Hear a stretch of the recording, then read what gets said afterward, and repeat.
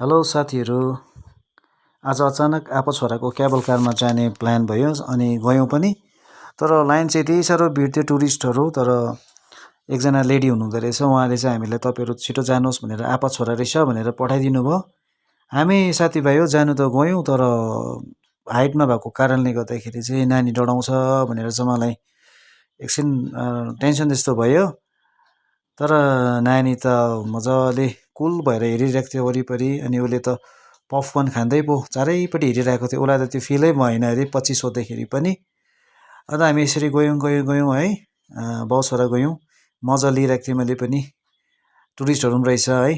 अनि हामी यस्तो प्रकारले गयौँ, अनि जाँदाखेरि छोरा पनि खुसी एकदमै है, भ्यूहरू पनि राम्रो आइरहेको थियो, वेदर राम्रो भएको थियो।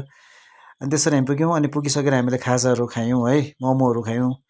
अनि आउने बेलामा चाहिँ छोराले चाहिँ आपा भ्यू राम्रो रहेछ माउन्टेन भनेर भन्यो। अनि हामीले केही भिडियोजहरू पनि ल्यायौँ है। यसरी आजको हाम्रो छोटो भिडियो सकिन्छ। Thank you for watching.